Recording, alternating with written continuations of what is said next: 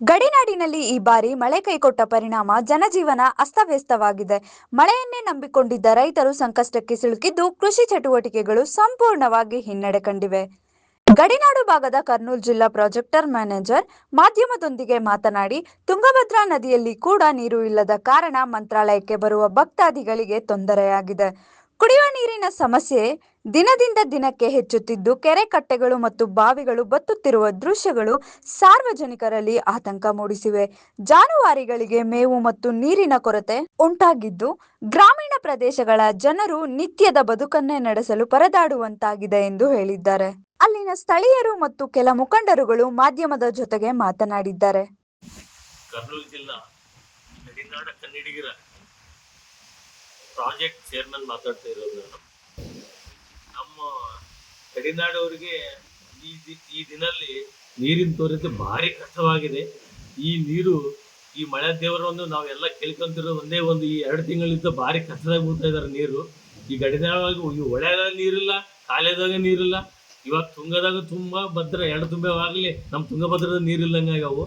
ಅವು ಹೆಂಗನ್ನಾಗಲಿ ಎಮರ್ಜೆನ್ಸಿ ಆಗಿ ಇವಾಗ ನೀರು ಬರೋದೆ ಸ್ವಲ್ಪ ಹೊಳೆಗೆ ಒಂದು ನೀರು ಆತ್ಮಕ ರೈತರು ಕಾಲಿಯವಕ್ಕ ನಮ್ಮ ಕರ್ನೂಲ್ ಕಾಲಿಯವಕ್ಕ 2 ನೀರು ಕೊಟ್ರೆ ಅನಂತಪುರ ಡಿಸ್ಟಿಕ್ವರೆಗೆ ಎಲ್ಲರಿಗೂ ಸ್ವಲ್ಪ ಕುಡಿಯೋಕೆ ನೀರು ಬೇಕು. ಫಸ್ಟು ಕುಡಿಯೋದಾದ್ಮಾಗ ನಮ್ಮ ಹೊಲಗಳಿಗೆ ನೀರು ಕೊಟ್ಟರೆ ಸಂತೋಷ ಇರ್ತದೆ.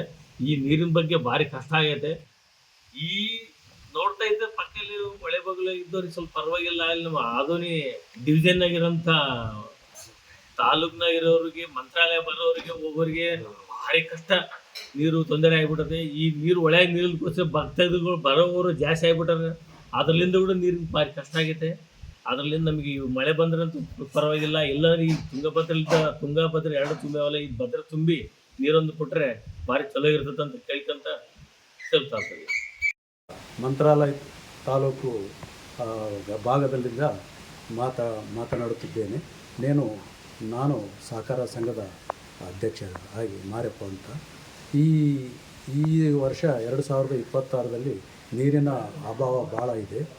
ಈ ಮಳೆ ಇಲ್ಲದ ಪರವಾಗಿ ಈ ಭಾಗದಲ್ಲಿ ಮಂತ್ರಾಲಯಕ್ಕೆ ಬರುವ ಯಾತ್ರಿಕರು, ಡಿವಿಷನ್ ಮತ್ತು 4-5 ತಾಲೂಕುಗಳು ಎಲ್ಲ ಸಮಸ್ಯೆ ನೀರಿನ ಇಬ್ಬಂದಿ ಆಗಿದೆ.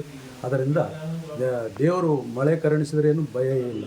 ಇದು ಮಳೆ ಬರೋ ಪೊಸಿಷನ್ ಕಾಣುವುದು ಲೆನಿನ್ ಪ್ರಭಾವ ಇದೆ ಅಂತ ಹೇಳ್ತಾ ಇದ್ದಾರೆ.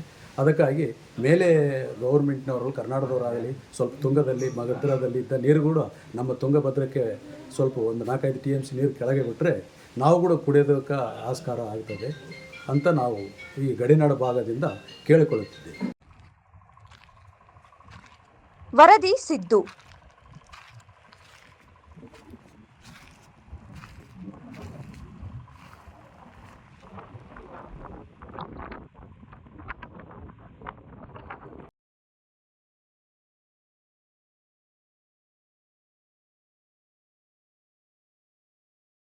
ಮೆಂಡು ನ್ಯೂಸ್ ನೆಟ್ವರ್ಕ್, ಸತ್ಯದ ಕನ್ನಡಿ.